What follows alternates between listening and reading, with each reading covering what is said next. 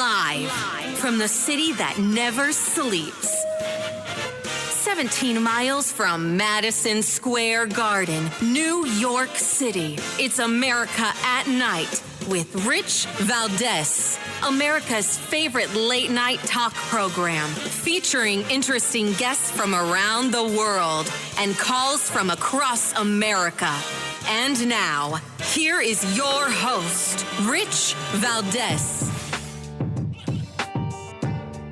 Hi there, good evening, and what's up, America? I am Rich Valdez, Valdez with an S, at Rich Valdez on all of the social media. If you want to join our late-night National Town Hall Forum, let your voice be heard, feel free to do so. Our number, 833-482-5337, 833-4-VALDEZ is the phone number. And it's Tuesday night. What do we have to report? Well, they've caught the guy. Who? Well, the crazy guy, the guy who decided to go shoot his neighbors after he told them not to make so much noise when he was licking shots in his backyard. The Texas mass shooting suspect, Francisco Oropesa, with an S, is in custody after a 4-day manhunt, according to authorities. They've captured the man that's been accused of fatally shooting 5 people, including a 9-year-old boy. Yesterday he was 8, so I guess there's a correction there. Tuesday, after he was on the run for 4 days, according to authorities. The alleged gunman, Francisco Oropesa, 38 years old, was arrested in the Lone Star State on Tuesday. I guess we were all wrong. We all had him being out for being halfway through Mexico. And this is according to the Montgomery County Sheriff's Department. Now, listen to this. He was taken into custody around 7 p.m. without incident. He's been charged with first-degree murder and hauled off to Montgomery County Jail. According to NBC News, San Jacinto County District Attorney Todd Dillon told the news that the suspect was caught in the city of Cut and Shoot, Texas. Now, Oropesa's arrest on Tuesday ends a frenzied manhunt that included more than 250 cops and the FBI and other law enforcement. So there you go. And there's the image of the guy. Hopefully that's the right guy this time, not the wrong guy like they had yesterday, Mr. Oropesa with a Z, which is crazy. And, I mean, just absolutely insane. I can't believe that this actually happened to this poor family. And the neighbor, Wilson Garcia, said his wife confronted Mr. Oropesa, believing he wouldn't shoot a woman. She's 25 years old. Sonia Guzman, however, she was the first one to be killed, followed by her son, 9 years old. God rest his soul. That's a terrible, terrible story, along with the rest of them. Anyway, not to get into all the sad part of the story here. But, yes, they caught this guy. And, hey, I'm glad they caught him. And, you know, I guess maybe he wanted to be caught because if he had any sense, he would have been in Mexico. I guess he was too afraid to try and take the leap. But, you know, you would have thought that would be the first place you'd go if you were on the run. It's definitely the first place I'd go if I were on the run. You know, right? I mean, if I'm in Texas and I'm a fugitive, yeah, look for me in Mexico, guys. That's where I'd be. Anyway, I'm glad justice is being done here and that they've gotten this guy and one less Looney Tune on the street. Now,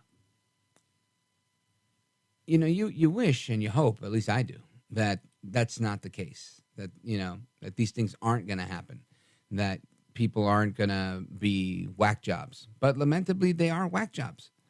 And as crazy as life is, that's how it goes. And there's all sorts of whack jobs out there. I mean, they go from those that decide to, you know, shoot you for asking them to quiet down to those that'll throw a glass of wine at you, like this one lady who I'm going to say is crazy, who was arrested in Florida, who threw a glass of wine at Congressman Matt Gaetz. Now, number one, why on earth would you want to throw a glass of wine, period? You know, like, geez, drink it. Salud, enjoy, cheers. But that's what this woman did. She was charged with felony battery after she threw a glass of wine on Matt Gaetz. The woman allegedly threw the drink at the congressman after swearing loudly at him at a festival in Northwest Florida. Gaetz, in a press release, vowed to press charges against the individual who assaulted him. And good for him, he should. I think a lot of times people, they do these things. It becomes a big public story, and then they decide to, to just try to disappear when the alleged victim will always, take the high road and say, look, I'm not looking to press charges. I just want them to, just chill. Just don't do the wrong thing. And I think the only way you get people to do the right thing is when you do press charges. Sometimes you have to, follow through on things. Otherwise, people, they just, go the wrong way. But anyway, this person's name, Blaine Odom. I'm sorry. That's not her name. Her name is Selena Chambers, 41 years old from Tallahassee. 41, that's a little bit younger than me. So clearly not a spring chicken.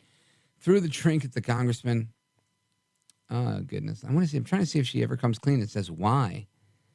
I don't see it here. If I'm missing it, I'll get to it later. But all sorts of crazies out there was the bottom line here that I wanted to bring up in talking about that.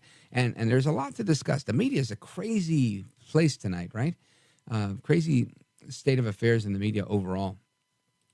And there's one more story I wanted to share with you here before we take the break. Listen to this. The United States Surgeon General is now declaring that loneliness is the next epidemic. Yep. Fascinating. It really is fascinating to me. Here it is. Surgeon General declares loneliness epidemic, saying it poses risks as deadly as smoking. Widespread loneliness in the United States poses health risks as deadly as smoking a dozen cigarettes a day, costing the health industry billions of dollars annually. And the U.S. Surgeon General said on Tuesday that this is the latest public health epidemic. So now I wonder, A, is this as serious as they're making it out to be? And B, if it is, don't you think that this loneliness epidemic is, I would say, directly correlated to the government's response of 15 days to flatten the curve? And when I say 15 days, I really mean, 3 years or whatever it's been with the crazy COVID stuff where people became absolute Looney Tunes, right? And again, I'm not faulting people. I'm faulting the government for making all people into shut-ins, creating a generation of kids that didn't go to school for a whole year. I mean, just absolute insanity. And I put this at their feet, saying this is your problem. You've created this. Now, obviously, it's all of our problem because we're all having to deal with it. But no bueno.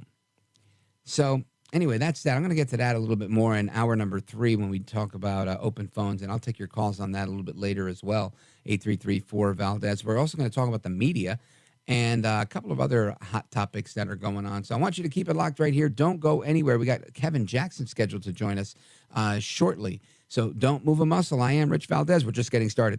This is America at Night with Rich Valdez.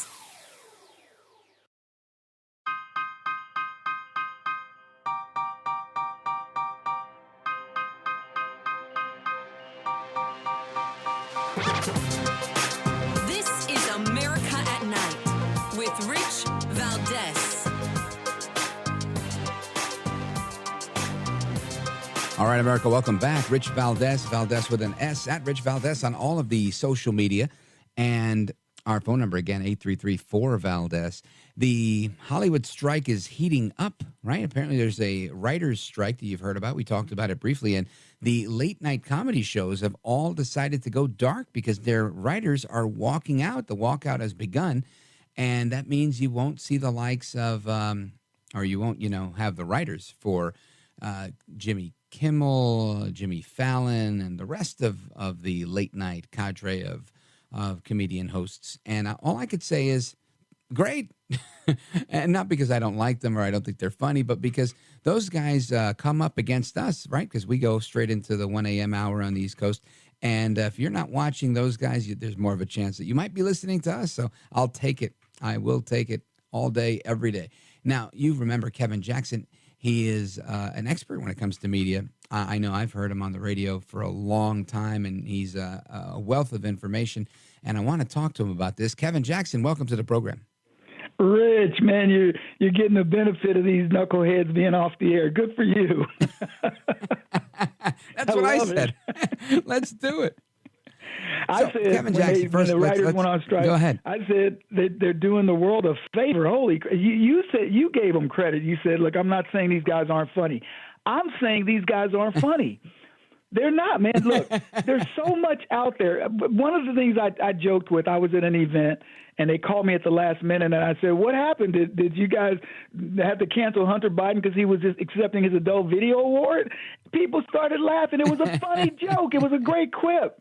But you can't even say something like that. There's none of the guys that would say anything like that in the late night. So congratulations for getting the bump that we know the Rich Valdez show deserves.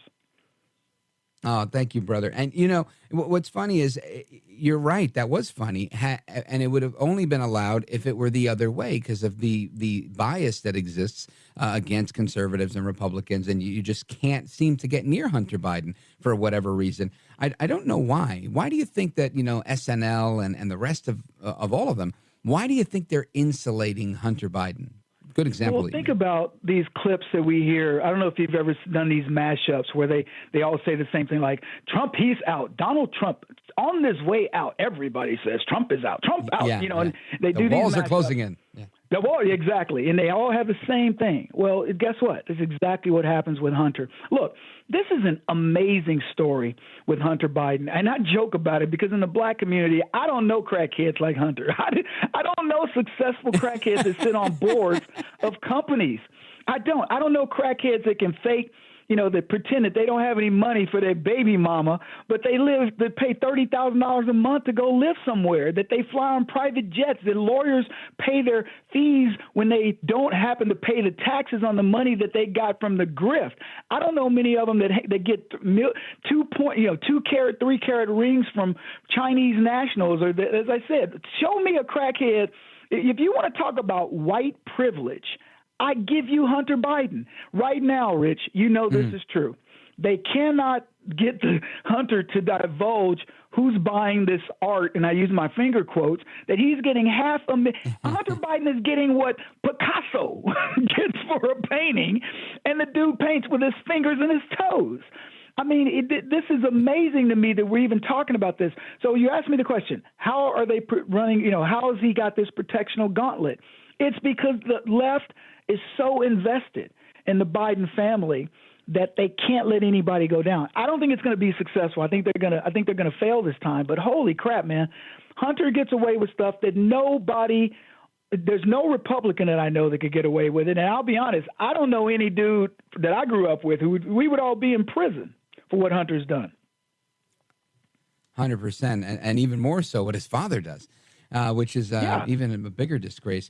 Well, what do you make of that? Let's talk about that for a second, because I try to be as fair as I can be, and I look at this and I think, everybody, including me, I make fun of Joe for being a little slow every now and again, but really Joe isn't really slow, right? I mean, he's probably the fastest one here. He's pulling one over on everybody. Right? Everybody's thinking the guy's a poor little old man. Meanwhile, he's got his son collecting money. He's doing what he wants. He's sold out in my opinion, he's really sold out to our enemies.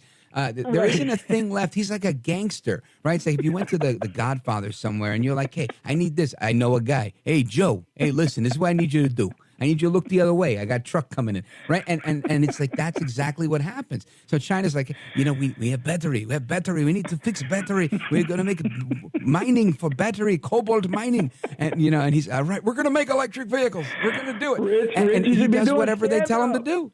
You should be doing man, I can't stand that long. It's good. It's good chemistry. You're the funny one. Here's what I'll tell you. When you were talking about that, it got me thinking about when those mafiosos get caught, and then when they go to court, they all got their oxygen, and they're in their wheelchairs. Right. Very ill, like Harvey Weinstein. Right. That's what I call him Captain Demento. That's what Captain Demento does, man. But you're right. He's running game on America, making us think that he's stupid. And then let me tell you, by the way, that's going to be his defense. When they finally find out he's the big guy and they got all these shell companies that they've been hiding this money from. And, but look, everybody knows this is the case.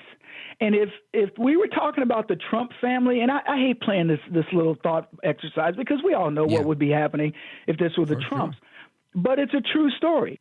And Joe he's running game, and you're right. It would if it was just Joe and they were doing something and it didn't impact America, I'd still be upset about it. But I would say, okay, whatever, go get yours, Joe. Hillary got hers, and Barack Obama got his. You get yours. But we're talking about things that involve the Chinese, the Russians, and look at the policy of what's happened with China since Joe Biden came on the scene. Man, China is feasting. Outside of COVID, China's doing better than they ever would. Our trade deficit with them is almost double. The Russian economy was in shambles until Joe gave Putin permission to go into Ukraine, and now they control wheat, they control corn, they control all kinds of stuff. What they got out of Ukraine, and then we hear, oh, Ukraine is fighting back, they're winning. They're not winning. We've given Ukraine enough money to buy that country. We've given them almost $200 billion of money and armaments, and we got nothing. We didn't even get a Zelensky T-shirt. So, look, they've got to stand behind this guy, sadly, in his dementia and in whatever game that he's going to play. But here's what I'm going to tell you, Rich. He will not be their nominee going into the 2024 election. Guarantee you, he will not be it. Well, and that's where I want to go with this, because I'm thinking, what does 2024 shape up to being? We've got Susan Rice stepping out of her role in the White House the day before the campaign. I don't know if that signals that she's going to be on the campaign, she's running with the guy, or she's like, I got no part of this. I'm not messing with this guy anymore. He's out of control. I don't know what's going on. What do you think? Well, Susan Rice, I heard about that. And everybody said there are many people that believe that Obama is still running things. Obama wasn't running his presidency. There are people with a much better pay grade than Barack Obama who run things, and they're not going to let a chili pimp like baby black Jesus be in charge. So what's really happening, is Susan stepping away because she's distancing herself from the campaign? That's what I think. Are people saying it's because she's going to run Michelle Obama's campaign? That's what I hear, but it's not going to happen. Michelle Obama will not run for president. And is it something that she's positioning for, to work on another campaign? Could be. But here's what I can tell you. The reason why Joe Biden won't be the candidate is because people are like, well, Kevin, why did he declare? He had to declare. I mean, he's a sitting president, and if he doesn't declare, then everybody knows blood's in the water. So he has to declare. Then they downplayed Robert Kennedy like it's no big deal. We're talking about a Kennedy. We're not talking about Vivek a real Kennedy. Yeah, a real Kennedy, right? Not a fake Kennedy.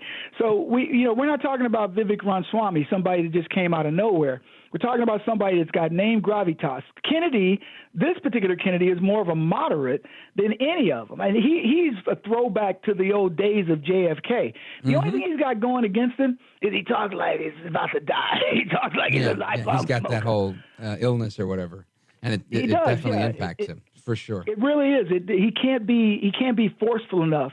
But let me tell you who's next. I don't know if you remember, but he used to be a radio guy. He had a radio show out of New York, I think, and he doesn't anymore because of that. I did not know that. No, I didn't. Oh, yeah, for years. He was actually like the main guy before Air America tanked. Oh, well, I mean, Air America. Oh, that's why I don't know. Enough said. It was Air America. I thought you said a radio show. Anyway. But Kevin Jackson, hang on. The music means they're kicking us both out. But we're coming back. That's the good news. We're on with Kevin Jackson, and we're coming right back. Don't move a muscle. The phone number, 833-4-VALDEZ, 833-4-VALDEZ. Don't move a muscle.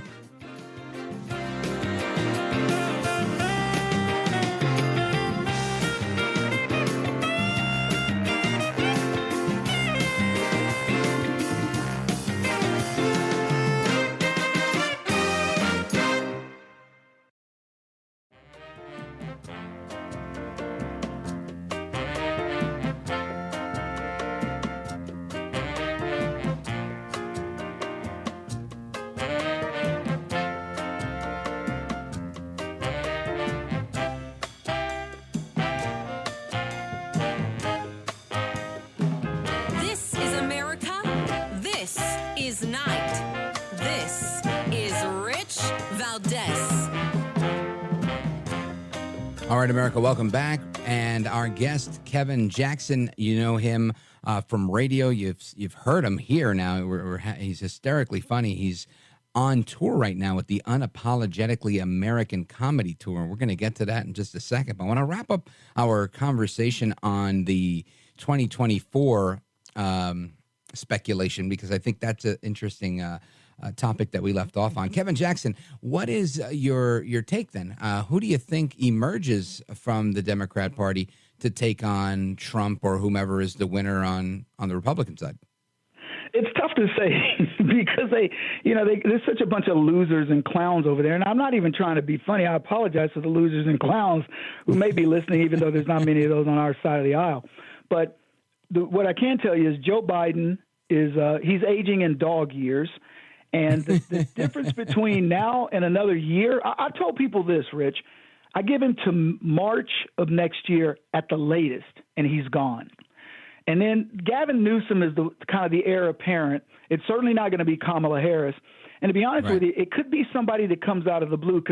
But I have seen Gavin Newsom sort of making this moderate type shift. But he's not going to fool anybody. So it's a free-for-all over there because it's full of freaks. It really is. And I'm not even trying to be funny when I use that word. The Democrat Party is full of freaks. Nobody knows what to believe. When you can't define a woman, when you call conservative men toxically masculine, but when we send our female emissaries, these transgender guys that go over and beat up on the women, they don't call them toxically masculine. They allow the beat-ups. They allow them. So, it's a crazy world over there. And here's the final point is this for the audience, for me on this. The Democrats can't beat us if they can't cheat. They don't have a candidate who can compare to Trump, DeSantis, Josh Hawley. Look at our bench. Ted Cruz, potentially. Some people would even tell you that Carrie Lake certainly would be a VP spot. I know Trump's at least been, kind of vetting her to a degree. Christie Nome. There are lots of people out there that we would say we'd be happy with, but the Democrats can't name anybody. Yeah, well, I think they try to put their names out there. None of them have any gravitas. Nobody. I don't think anybody gets excited, right? I don't think anybody. Who I get excited about on the Democrat side? Kamala Harris. I would love for Kamala Harris to become president tomorrow. I would love it. I would absolutely adore this.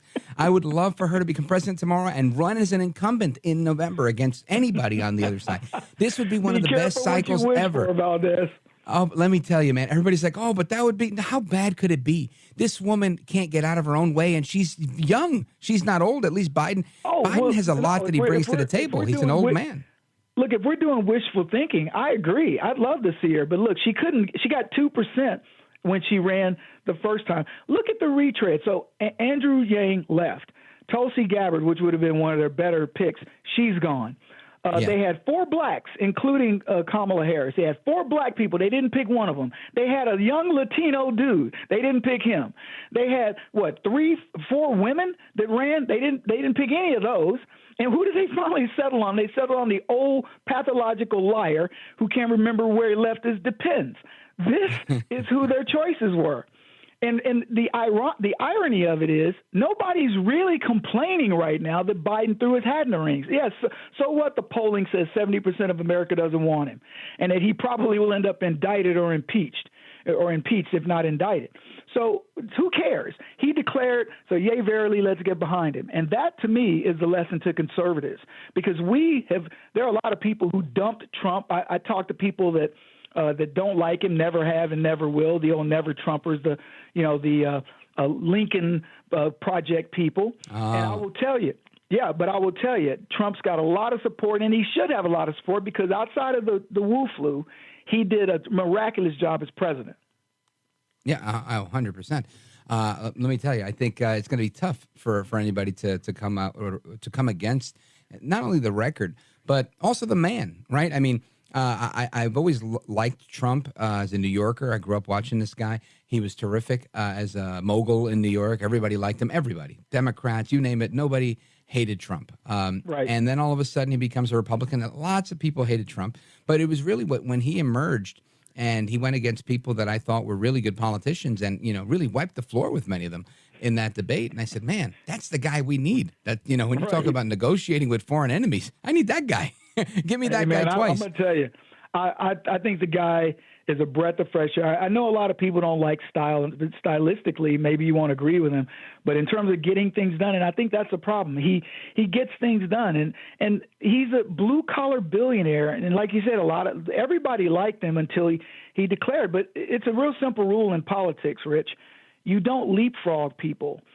People ask me all the time, Kevin, would you ever run? I said I'd run for two positions, governor or president, and you'd have to already have me funded because I wouldn't do any fundraising. But those would be the two positions, and the reason is they're the highest. One's the highest in the state, the other's the highest in the country. But let me tell you, if you do anything lower than that, if Rush Limbaugh had run for state legislature, he would have lost all the credibility that he had as a radio host, the number one radio host ever. And he would have just become another state legislator. So you have to set your sights high. And Trump leapfrogged everybody, and they hate it because these are people that are career politicians. They studied it. They've connived. They've cajoled. They've got black book on people. And here's this guy that comes out of nowhere and says, you know what? I think I'm going to be president. I'm going to be great at it. And Mexico is going to pay for it. He does it. He achieves it. That's fantastic. Kevin Jackson, you say a lot of funny things, and you're a funny guy, but most of what you're saying is spot on. It's 100%. But for those that don't know, that you're currently on tour with the Unapologetically American Comedy Tour. Tell us all about it. Well, so I got tired of white people coming up to me, Kevin, I love what you say. I can't say what you say because I'm not black. And I go, I'd say this if I were white. So I do a bit during the routine and I talk about what I would be like if I were white. And it's 3 minutes of absolutely fold over in your chair, hysterical bit, because I'm just telling white people, I'm going to teach you how to act. Look, if you're biting your tongue because somebody says, oh, I can't say this or I can't do this, you're not American. You're not living America. So what we did is I got with Tim Wilkins. Tim was opening for Trump in Florida, and he also opened for Saget the night before Saget died, believe it or not. Wow. And then Brad Stein, who's known as God's comic, and we do this He's clean great. Put a helmet show. on. Yeah. Right. So we do this clean comedy show that's 3 different styles of humor. My humor is race-based humor because I love making people feel at ease, but then feeling comfort. I love when the audience is laughing and I go, it's okay, y'all have permission, And because they don't know what they're supposed to laugh at. And it's because we become so, quote, woke these days that people are like, is it okay to laugh? So we say, come out, have fun, laugh at the expense of and by the way, I don't care whether we're laughing at Trump's hairdo or we're laughing at Joe Biden shaking hands with the air. Funny is funny. And so I wanted to prove to people that, number one, nobody's going to run on stage and hit me because I got 4 black belts and I'm not a pacifist. So there will be no Chris Rock action if you run the stage on me. But I wanted people to come out and enjoy laughing at the absurdity of, like I said earlier, transgender men going over. Did you see this dude in the London thing? He ran as a man in the Boston Marathon or New York Marathon, but then he ran as a woman when he went to London. I mean, we can pick and choose our gender. We can pick. If I'm going to go to prison, Rich, let me tell you where I'm going. I'm going to the ladies' prison. I'm not going to where those dudes, the booty Why not? are. I'm not. I'm going to declare myself a woman and go because we're that crazy now where you can be whatever gender, you can be whatever race you want to be, Rachel Dolezal, you can be whatever ethnicity, pick it. And so that's the craziness. And so if we can't not allowed to laugh at that, then shame on us. If we let people determine what the lexicon is, the words we can and cannot say. Look, I got fired from Fox because I tweeted that the Kavanaugh accusers were lying skanks. And I tell people all the time, I stand by this tweet. They are. I know what a skank is, and it's not even a bad word for that matter, but I got fired over that, and I could have kept my job. They came to me and they said, Kevin, this is a career decision. Are you sure you want to not take it down? And I'm thinking to myself, what do you mean it's a career decision? Like a brother can't get a job if I'm not a contributor for Fox? Screw you, and hung up. I'm not a sellout. I'm going to say what I want to say, do what I want to do. Kevin Jackson here. Oh. Give you a little my radio, my thing just came on. I don't even know how that happened. That's cool. I'm talking it's like to AI now in the house. All right. Well, Kevin Jackson, that's amazing. How do people find out about this show? How do they get tickets? How do they join you? So we're literally going to. So I finance the first two locations. We're telling people if you want us there, you get a Patriot group, a couple hundred people. Find us a sponsor, and we'll show up, and we will put on a show that you'll need oxygen to get out of. Our show is hysterical. It's so you mean if I want to bring it to New York, I just got to set that up with you guys and make it happen? You set it up. That's right. We will come there as long as it meets our financial criteria, which is low, by the way. But we will come there, perform, and I swear this is probably will be one of the top 3 comedy shows you've ever seen. It's hysterical. And we do, at the end of it, we do a Barstool. And I have a clip. I'll send you a clip, Rich, of Barstool where I talk about penis cancer. And it's one of the funniest Kevin, 4 minutes. Can you hang on for one more segment just so we could talk about the Kevin Jackson Network, or do you have to split? Yeah, I'll hang on. All right, so don't go anywhere, folks. We're on with Kevin Jackson. We've twisted his arm. He's sticking with us for another segment. Don't go anywhere. This is America at Night with Rich Valdez.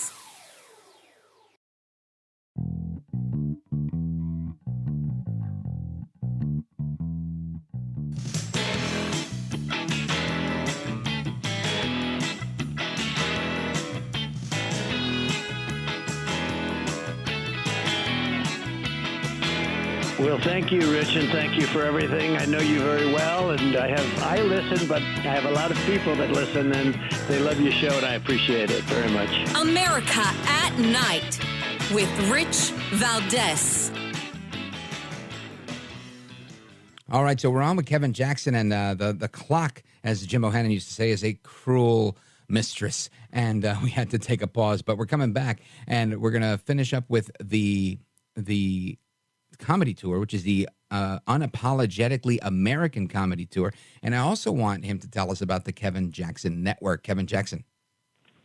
Yeah, so going back on the tour, here's the thing, Rich. I've always been a smart butt. I'm cleaning it up for radio. Always. and just because I always looked at life as you got to look for the thing that makes you kind of have a chuckle about stuff. Yeah. And the more, I would just say people have become more vitriolic and mean-spirited. And I'm not talking about us. I think the conservatives are still very friendly. We want to engage. We want to learn about things. But the minute you bring something up where somebody says you're a racist or you're a homophobe or you're a transphobe, we get these new words all the time. And now it's so ridiculous that we've got to identify our pronouns, which, by the way, Rich, my pronouns are sexy and chocolate. If you choose either one you want to talk to. I go by El Macho. Yes. Those are my pronouns. I love it. So, yeah, but we're at a point where, we can't even believe reality. If you were to wake up from 20 years ago and somebody popped you into this world, you'd go, you got to be kidding. So I look at it as every time I would go do speeches and, I get hired to go out and do something, and my shtick is funny, right? It's about humor. People would go up before me and they're all serious, we got to close the border and, Second Amendment, they're going to take away your guns. And I'm going up there like, what's up, white people? I'm glad to see so many of my fellow black folks here today, and I make them feel a little uneasy before I let them know it's okay. I don't care if I'm the only black dude here. In fact, I'm kind of glad, right? Because I get to share in all y'all's wallets when I steal them. So that's funny. The point is we would just have a good time and everybody would just go, man. And so I did an event. I do them all the time, but I did one where I came off stage and people were like, Kevin, that was funnier than Dave Chappelle. And you start getting compliments like that and that your comedy is sticking. So I've always been that guy. And I said, I'm never going to take this stuff seriously. I mean, I know what's going on in the world. Under my jokes is the seriousness. And that to me is more powerful than me trying to preach to you about they're not going to take away my guns. Yeah, well, so I would rather deliver it in a way that makes you think. So I've always been a thinker, and that's how they got born. And when I talked to Tim and Brad, we said, let's go on tour. We did a tour a few years ago called the Reparations Comedy Tour, and I had 4 white guys on tour with me, and I emceed it. And so we would do, reparations, right? So when I would do radio hits, they'd say, Kevin, it was a setup joke, but they'd say, Kevin, why'd you hire 4 white guys? And I'd go, well, believe it or not, they're cheaper than Mexicans. So it was meant to elicit funny out of people and make them uncomfortable. That's a joke that you should be a little uncomfortable with, but it's funny as hell, right? So I that's laughed. what we're supposed to be doing. And that's why I started. Now, as far as the rest of my brand goes, if you look at my stuff, I'm the quintessential smart butt. As I said, when I first got started, I said my joke will be, I'm bringing you Emancipation 2. This time, even the white folks get freed. That was my catchphrase. and I believe that because now we're all enslaved. It's not just black slaves. Blacks were re-enslaved with this idiocy of living in Democrat indoctrination centers that call cities. But everybody's a slave now. Look at what happened 2 years ago where we were wearing butt diapers on our mouths and locking ourselves down and then forced to get a shot we didn't want, and I could go on. We enslaved ourselves. So we had to do something that made people laugh, and I think comedy is the best way to go about it. And then quite frankly, look at what we just talked about earlier, no writers, right? Name me one of those guys that was a conservative, even a moderate for the most sake. None of them. They're all staunch leftists. All they do is criticize us. They call us maggots because we believe in America and so on. So I wanted to do something to counter that. Excellent. Kevin, tell everybody how they can learn about the tour, how to find you on social media, the website. Let us have it. Yeah, the Kevin Jackson Network is where you'll find me. Almost everything I do is there. My movies, I'm an award-winning filmmaker. You can get to my writings there, my musings. I do a little TV show in the mornings, everything. The KevinJacksonShow.net. And while you're there, pay your reparations, white people, okay? There's a little button that says donate. I love it. Kevin Jackson, I thank you for being with us, both for the commentary and for the laughs. You got to have you back. Good luck with the tour, and if I could bring it to New York, I'm definitely going to. Absolutely. Let's keep in touch, Rich. Take care. All right, brother. Thanks. All right, folks, your calls and more coming up straight ahead. Don't go anywhere. 833-4-VALDEZ. This is America at Night with Rich Valdez.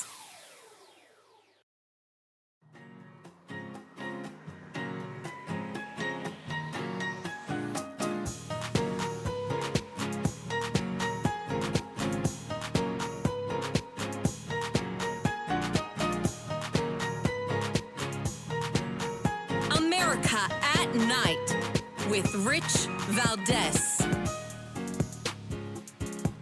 All right, America, welcome back. So the Surgeon General, the United States Surgeon General, says that loneliness is now posing the same widespread health risk as smoking a dozen cigarettes daily.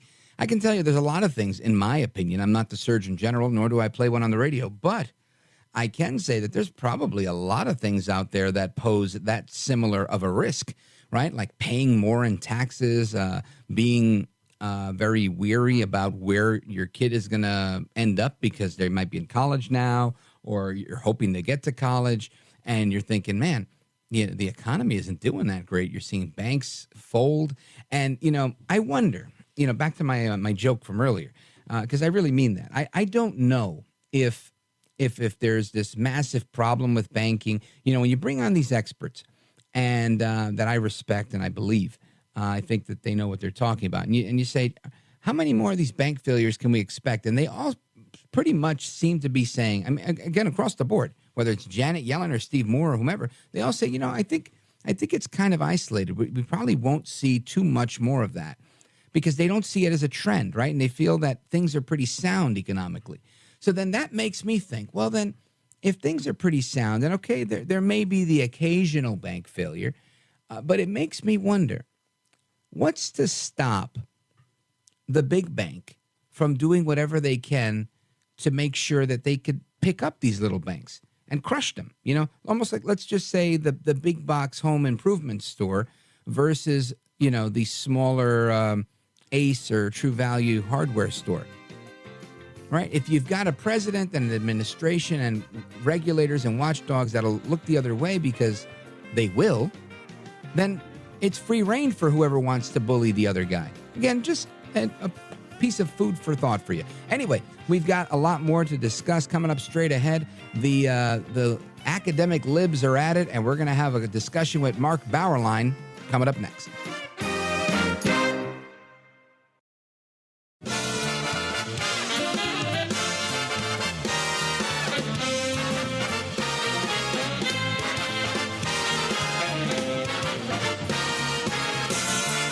Live from the city that never sleeps. 17 miles from Madison Square Garden, New York City. It's America at Night with Rich Valdez, America's favorite late-night talk program, featuring interesting guests from around the world and calls from across America. And now, here is your host, Rich Valdez. Hi there, good evening, and what's up, America? I am Rich Valdez, Valdez with an S, at Rich Valdez on all of the social media, your liberty-loving Latino amigo, and I'm happy to be back. I'm back in the New York area, by the way. I want to welcome you to our late-night National Town Hall Forum. If you want to be heard, the number is 833-4-VALDEZ, 833-482-5337. And they've caught the shooter from that crazy event that happened late on Friday over the weekend, the shooting of the neighbor. He shot an entire family, leaving 5 dead, including a 9-year-old. Absolutely horrible story. And they did catch this guy. They caught him in Texas, believe it or not. And we're going to talk about immigration a little bit more after the bottom of the hour. I've mentioned this before just because I think it's absolutely fascinating that they're, the Surgeon General is now declaring loneliness an epidemic after they made people shut in their homes and allowed us to only communicate via video call. This was something created by our government, and voila, now we have loneliness as deadly as smoking 12 cigarettes a day. That's amazing. Anyway, then we have this other big story. I don't know why it's a big story, probably because, they're like radio hosts. They like to talk about themselves in the media. And the Hollywood strike, the writers in Hollywood say that late night comedy shows are going dark because writers are walking out, and that's already begun. So if you're not watching the late night comedy shows, listen to this show. Now, of course, there's other stories I want to get to, and one of which is from Fox News here. The UNC, the University of North Carolina, Chapel Hill, a bunch of professors are opposing U.S. history courses, saying that these courses are an assault on American identity. And they're arguing that requiring courses on American history violates their academic freedom. So over the weekend, the presidential candidate, Vivek Ramaswamy, who's been on this program before, he argued with the host, and I don't think he was arguing with the host. He was just arguing on that program with Pete Hegseth on the Fox News channel that more civic education is necessary, in particular for these professors, 673 university professors that have signed a letter opposing courses on America's founding. And it's crazy, right? 673 university professors have signed a letter opposing America's founding and the Constitution. This is a literal assault on our republic, a literal assault on our democracy. Hundreds of professors at the University of North Carolina signed this public letter and revealing that their new courses and other things they feel would be a better fit, and that also maintaining these courses on the Constitution and whatnot would be an infringement on their academic freedom. So this is what's happening. It's even up for debate in their state house, and I think they're out of control. They're listing some of the essays from the Federalist Papers. They're listing Dr. Martin Luther King Jr.'s letter from Birmingham jail and the Gettysburg Address, as well as the Emancipation Proclamation, the Declaration of Independence, and the United States Constitution as required reading in this bill that's being debated in the State House there in North Carolina. And I think, yeah, well, amen, you need that, because if you don't require that, and make it a 3-credit course covering America's founding and history, then you are faced with these academics that have clearly gone beyond woke, and they're just anti-American, in my opinion. So with us to make some sense of this crazy is Professor Mark Bauerlein. He's a professor emeritus of English at Emory University. He's also the editor at First Things Magazine. Professor, welcome. Glad to join you, Rich, and call me Mark, please. I don't know if I can. You're so professorial in my brain. So I will try. So now tell us.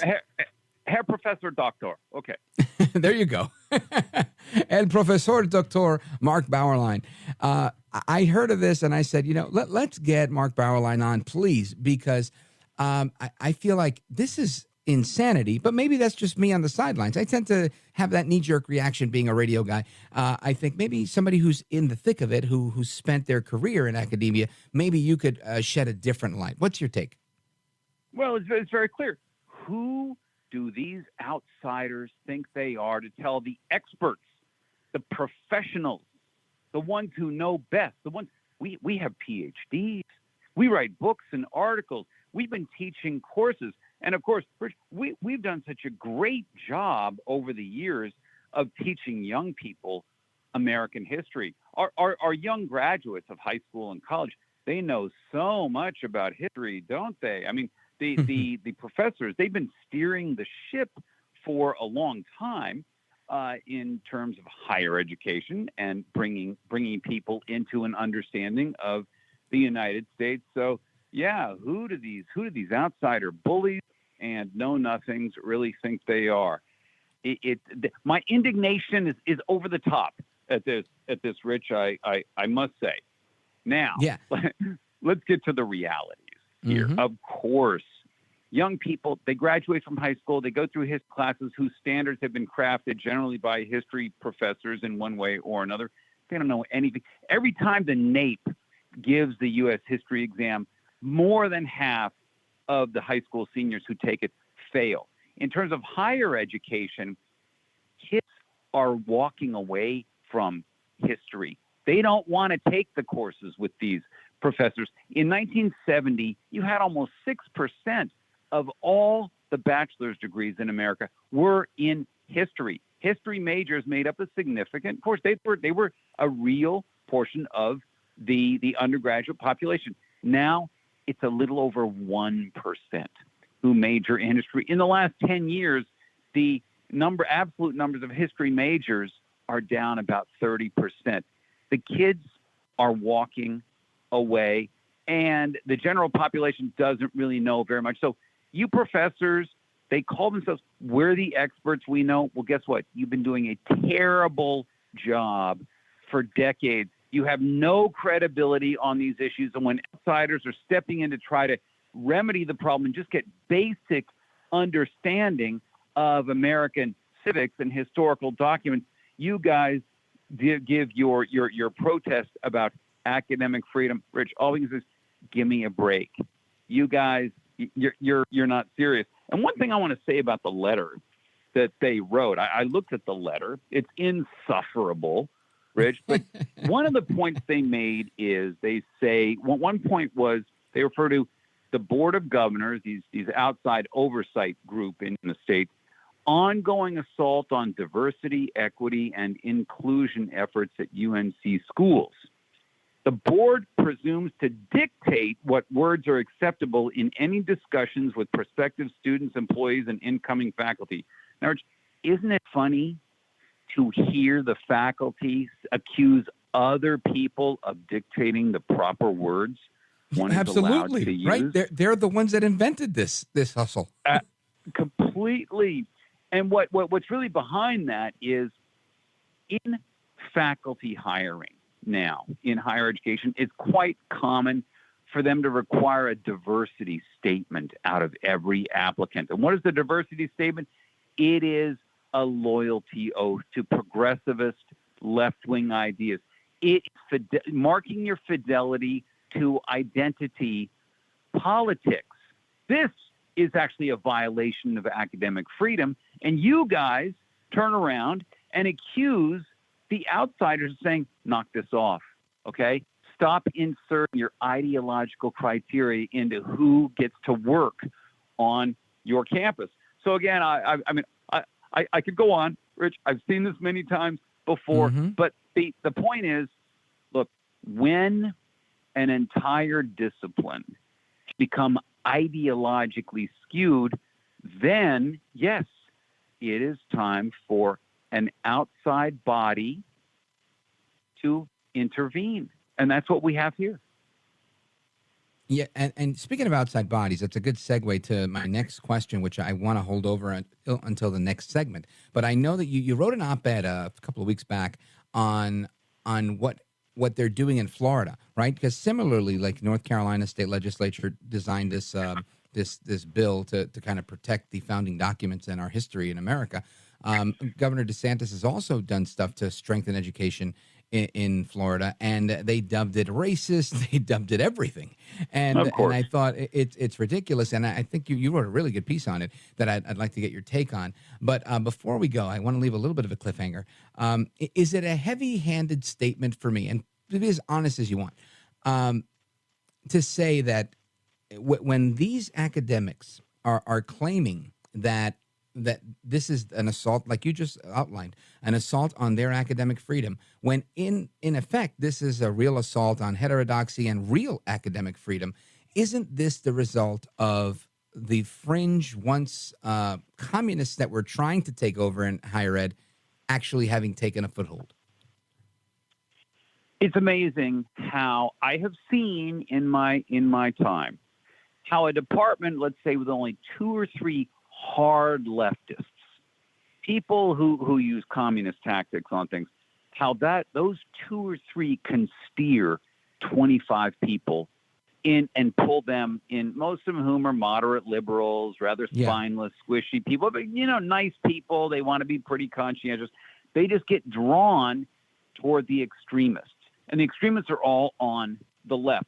When you don't have a few conservatives in the room to pull back in the other direction, then the left wins. And what have we seen in the last 50 years is the steady, slow, but steady elimination of all conservatives from the higher education faculty.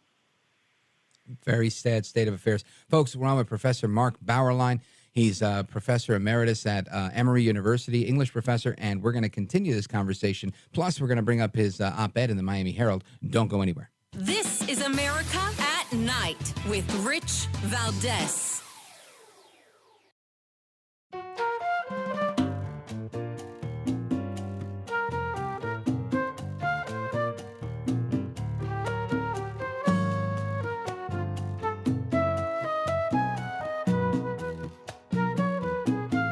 America at Night with Rich Valdez. All right, America, welcome back. We're on with Professor Mark Bauerlein, professor emeritus at Emory University. And he's written a piece back in March in the Miami Herald where he was outlining how Governor DeSantis enhanced, not weakened, African-American studies in Florida. And, of course, that was the big talking point of that month was how they were saying how racist it was. And just like so much of what they do against anybody that gets in the way of their, I'm going to say, fascistic goals, you become the enemy. Professor Bauerlein. Well, what I said there was, when Governor DeSantis said, we don't like this AP African-American Studies course. It's tendentious, it's hostile, it's anti-American. Of course, he got accused of of wanting to eliminate African-American material from the classroom.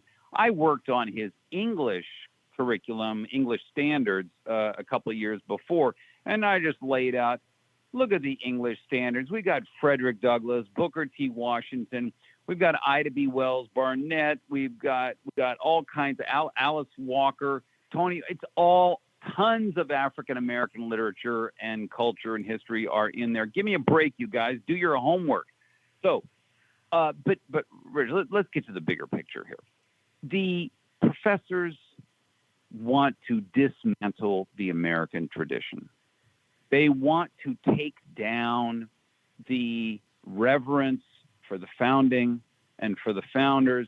They even want to take away thorough knowledge of the founding documents of the First Amendment. They don't want students, young Americans, to grow up feeling any strong connection to their own country. This is one of the ways in which you undermine a country. You undermine its tradition. You take away any of its moral value. And this is what they've done. Now, if kids were graduating from high school and college with strong historical knowledge, if a lot of them were piling into those history courses, then maybe we would have no justification for intervening in the curriculum on history. But that isn't the case, not at all. So Right. You guys are a failing enterprise. And when people fail, they need to be corrected. Yeah, well said. And I want to, I think you put it so nicely.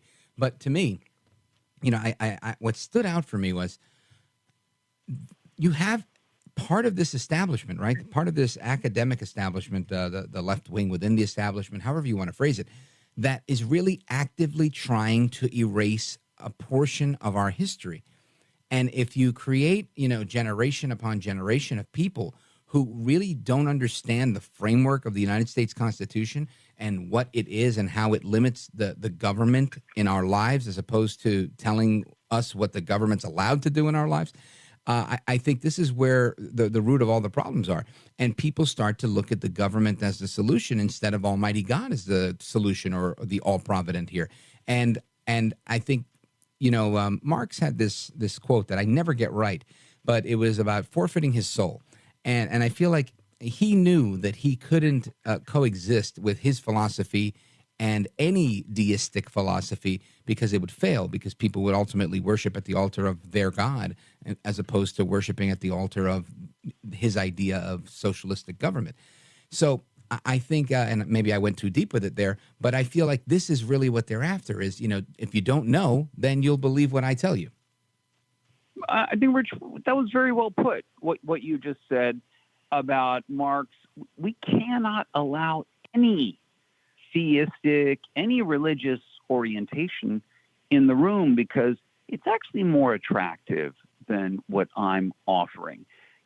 Anti-Americanism is not a happy condition. Patriotism is. People want to feel good about their own country. It feels good to have loyalty towards something. It feels good, like I have something good to which I might sacrifice something of myself. That's better than hating your own country. That's better than feeling like your country hates you.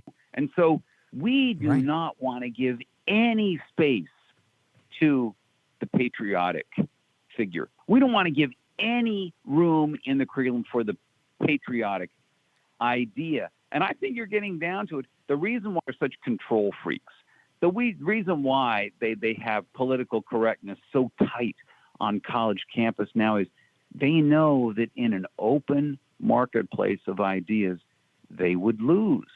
Mm-hmm. And they're very good. I mean, Rich, I have seen that the left is so much better on issues of personnel, getting into institutions, getting onto the committees, getting into the rule making. They're so much better than conservatives are at these things. They work hard at it. Professor, the music means they're kicking both of us out of here, but thank you for joining us. I can't wait to do it again. You have a great way of explaining things to all of us, and I appreciate you being here. Anytime, sir. You bet. God bless. You're a patriot. Folks, more to come straight ahead. We're going to discuss the latest on what's going on today, and we're going to talk to Michael Henry on immigration. He's an immigration lawyer. Don't go anywhere.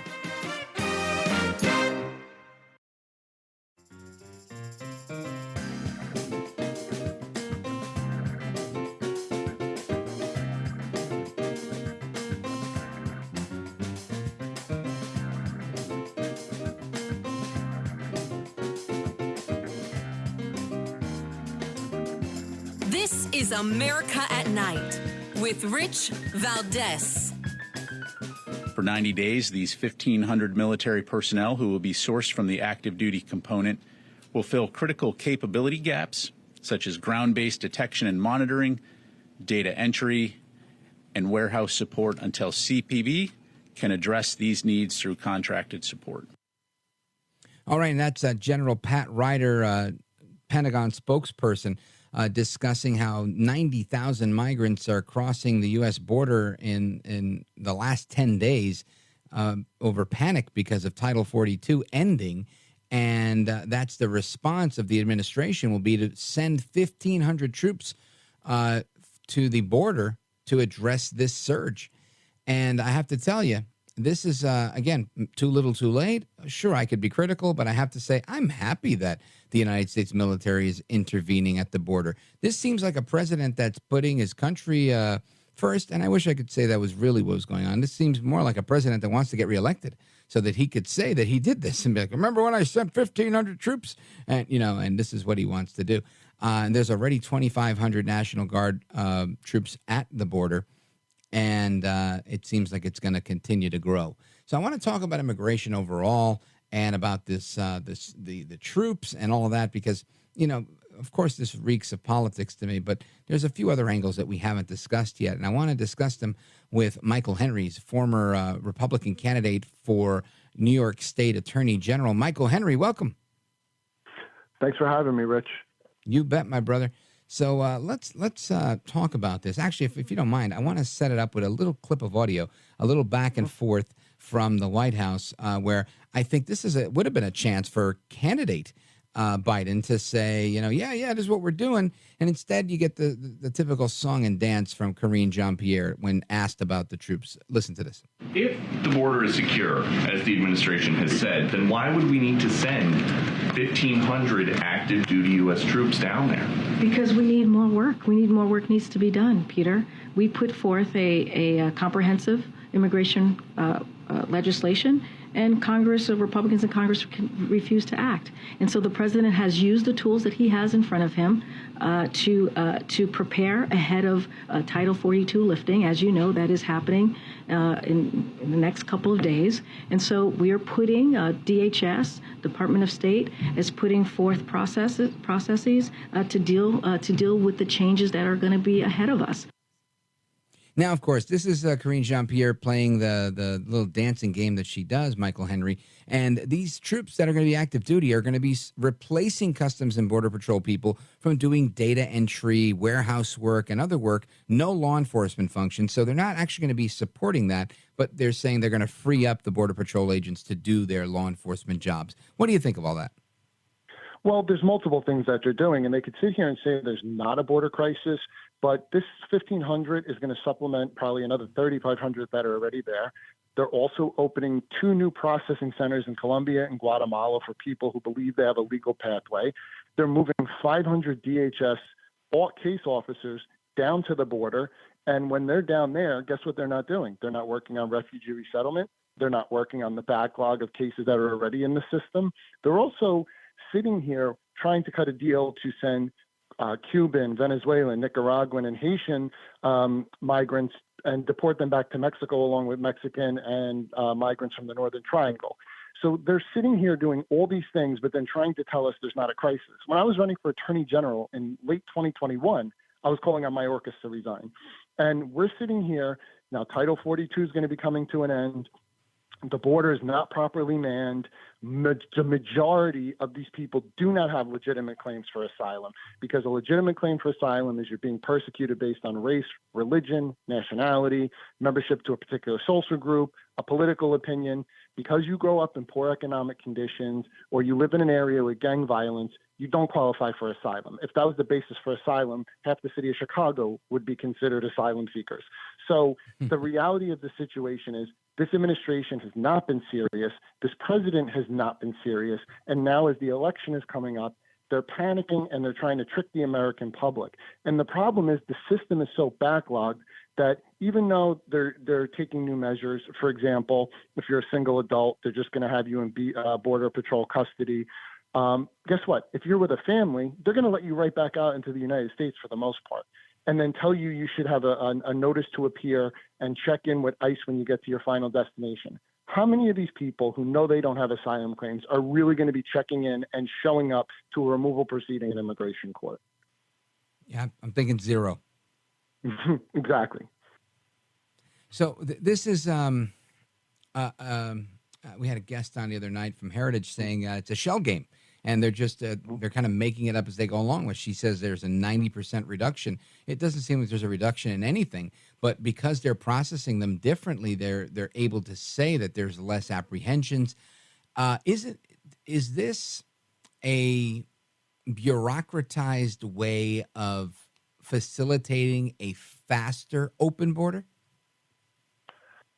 I don't know if that's it, because at the end, look, people that come to a port of entry without papers should be immediately deported. That's just the reality of the law. I think they are kind of in panic mode and maybe trying to fix some of this, but the reality of the situation is I just don't see this administration being able to handle it. And quite honestly, it's going to be a challenge for any administration, because even during the Obama and Trump administrations, the immigration courts weren't fully staffed as is. Now you're going to be setting up these camps, and the backlog, we don't even know how many people are in. They're saying there's been 6 million border crossings. They're saying 20,000 people just in the month of April alone. Who's processing these people? How much data entry could 1,500 National Guard or activated troops do? And how many of these people could be processed? And the problem is they let them out. They look at this guy that just shot this family in Texas. He was deported how many times and keeps coming back in. Don't. And the other thing that nobody's focusing here is, forget about people that they say are coming here to work.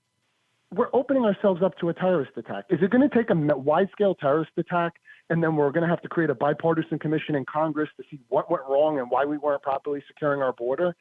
We have fentanyl coming across the border. You have human trafficking, sex trafficking, kids that are being sexually abused, kids that are coming in. People don't even know who their relatives are. And I would encourage anyone, go sit in an immigration court and listen to asylum hearings and see what goes on, and the stories and the claims that have no business even being heard that go on. And then look at the woman who's been in rape camps and a victim of female genital mutilation in Africa, or the Afghan translator who's trying to get into this country, and see how they have to sit in line because our system is inundated with claims. And at the end of the day, guess what? Words have consequences. And Joe Biden got up in a Democrat primary debate in 2020 and basically said, come on, everybody, come in. It was more important to have the opposing position that the Republican Party had when it came to this, and the system is crumbling. And the thing that differentiates us with other countries, and I could tell you this as someone who's lived in Italy and Europe, the reason their immigration system struggles is because they don't assimilate people the way we do. Our system, legal immigration in this country, has worked and made this country so much better because we assimilate people, and they get to live their American dream, and they become part of the fabric of society. This what's going on at the border, these people are never going to be able to do that, and the taxpayers have to subsidize this. Who's feeding these people? Who's going to be educating their children when they're going to be put into schools? Who's treating them medically? Who's paying this? The American taxpayer. Michael Henry, we've seen this happen in other countries where they start these camps that eventually become like prisons. And I've seen incidences where these camps last so long that they start having families within them, and that's the only home some of these newborn children know. And I can't imagine that we're going to create a prison-like system of nomads in the United States, a U.S.-sanctioned one, let alone. And it just it blows me away. Folks, we're on with Michael Henry, former Republican candidate for New York State Attorney General. He's an immigration lawyer as well. And we're discussing immigration and some of the hot button topics on the news of the day. And we're going to continue with him straight ahead. He's with us until the bottom of the hour. If you want to join the conversation, 833-4-VALDEZ is the phone number, 833-482-5337. This is America at Night with Rich Valdez.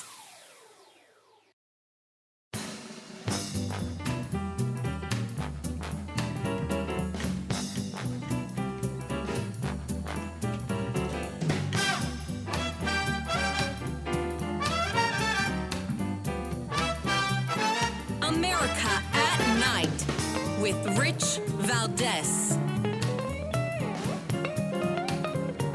In the United States, we arrested 153 defendants, seized 104 illegal guns, and seized over 200,000 pills, including those containing fentanyl. There is a bit of a whack-a-mole problem here, and we are whacking as hard as we can.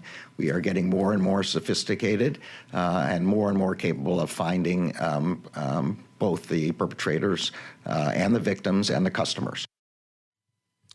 All right, that is United States Attorney General Merrick Garland talking about the record-breaking Operation Darknet bust. It's a fentanyl bust that nabbed 288 suspects and $53 million worldwide, according to the Department of Justice and the statements that he was just making. Michael Henry, clearly there's a huge fentanyl problem, both an appetite for it in our country, and moreover, those that are pushing it into our country. During the break, I was discussing the story of somebody that died from taking a counterfeit counterfeit Adderall pill that contained fentanyl. And when these people die, these things get labeled as overdoses, fentanyl overdoses, but these people weren't even intending to ingest fentanyl, right? It's an overdose, but these are more poisonings than anything. And it's clear to me that even outside of any appetite for drugs we have in our country, the Chinese and the Mexicans are really pushing this drug into our country, and their point of entry is the southern border. Michael Henry.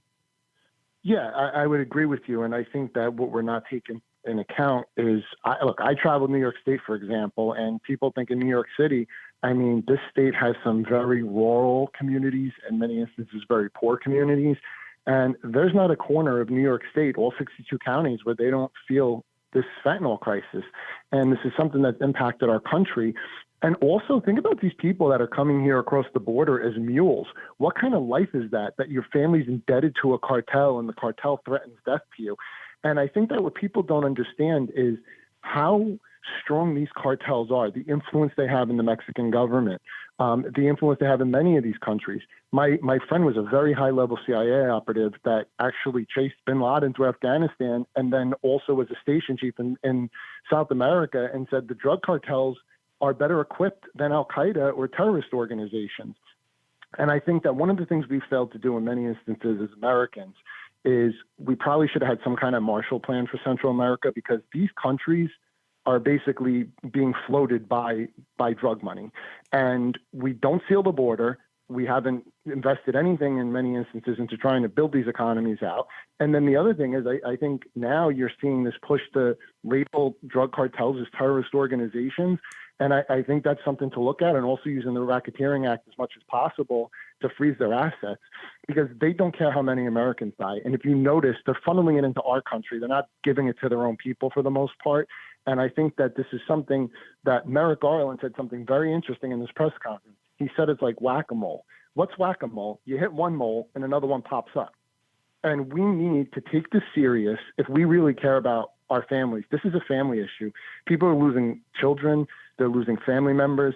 And if we don't tackle this on a full-scale level, which not only includes whether you want to label them as a terrorist organization, law enforcement, military, but also some kind of economic development in Central America so that people aren't relying on the drug trade, there really needs to be an above-all approach on this, because otherwise Americans are going to keep dying. And the Attorney General of the United States and the President of the United States' job is to protect American citizens by any means necessary, by all means necessary.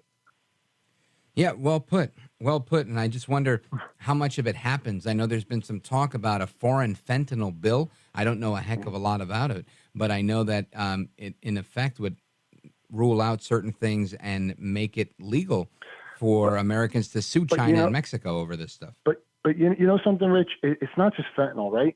In the 80s, the cartel started in marijuana. Then they moved to cocaine. Then you had crack. You have heroin. Now you have fentanyl. If you close the border, nothing comes in. Like there's always going to be a new drug. But the common denominator is an open border, and our ports of entry are easily accessible. That's the problem. Seal the border and try to stop anything from coming in. But we're not doing that. So once fentanyl runs its course, there'll be a new drug, and our border will still be open, and they'll still be poisoning Americans. Yeah, well put. Michael Henry, stand by. I want to get your take on crime in New York. There's an article in today's New York Post that shows a subway rider with another subway rider on the floor of the subway car, and he's got him in a rear naked choke. So we're going to get to that one in a second. Folks, don't go anywhere. Plus, your calls coming up. We've got calls from all across the country. We'll definitely get to a few here right after this break. Don't move. This is America at Night with Rich Valdez.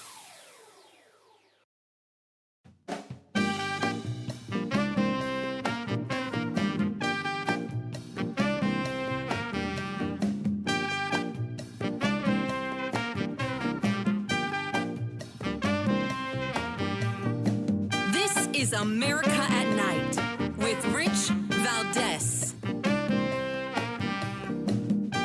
All right, America, welcome back. Quickly, we're going to go to your calls. Our guest is Michael Henry. Our caller is Kim in Michigan, KDKA. Go right ahead. Hi, Rich and Michael. Just two quick things, and I'll talk quick.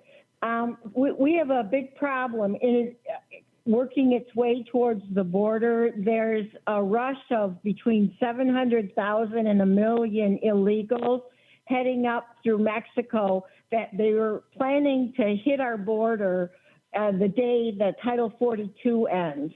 And I think they're going to rush us.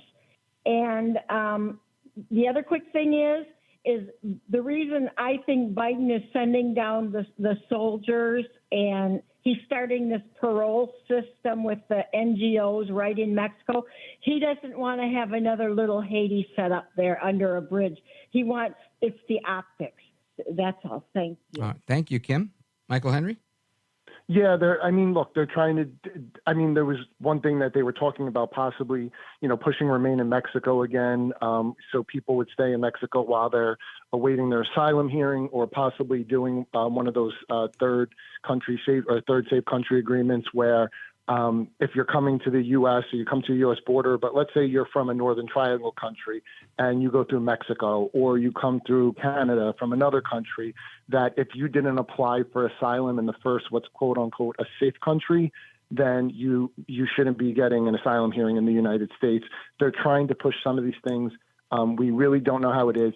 I also have a big concern because the president of Mexico is an avowed socialist, and he clearly hates the United States when you hear him speak. So I don't think he's going to do anything to help us, and that's a concern of mine. But look, Title 42, there's going to be a rush. Everybody knows it, and hopefully they're prepared to stop it. All right, folks, we're going to get to the rest of your calls after this. Before we let Michael Henry go, Michael Henry, with a minute to go, I saw this video. I said, not a video, but an article on somebody choking somebody out on a subway.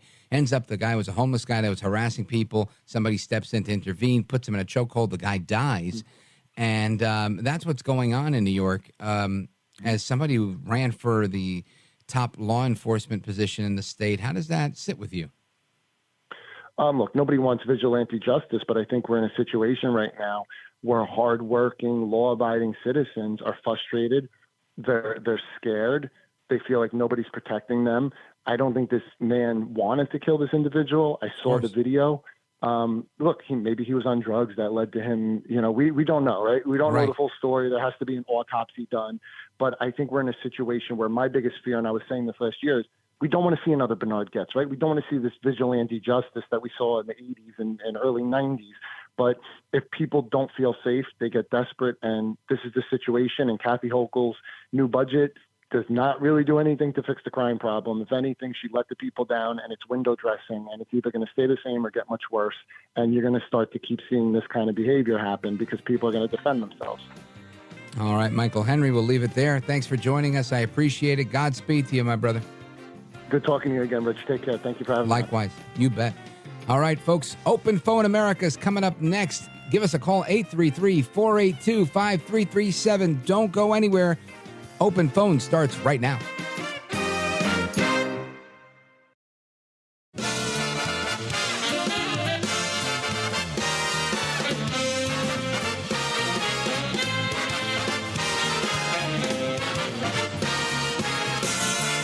Live from the city that never sleeps. 17 miles from Madison Square Garden, New York City. It's America at Night with Rich Valdez, America's favorite late-night talk program, featuring interesting guests from around the world and calls from across America. And now, here is your host, Rich Valdez. What's up, America? Hi there. Good evening and welcome to America's Late Night Town Hall Forum. You're welcome to be heard here on Open Phone America. My name is Rich Valdez, by the way, Valdez with an S. You're welcome to chime in online if you'd like, at Rich Valdez on all of the social media, or give us a call. 833-482-5337 is our phone number, 833-4-VALDEZ. And I was distracted because I was reading this this story that I was just discussing with our last guest, Michael Henry, where there was an incident that took place in New York, but this is a problem that's facing people all across the country, right? Increased crime, increased problems with mental health nobody's becoming a stranger to those problems, lamentably, and everybody's dealing with it. And we're going to get to your calls momentarily. I just wanted to share this because I feel like this is one of those things that never makes anybody feel good.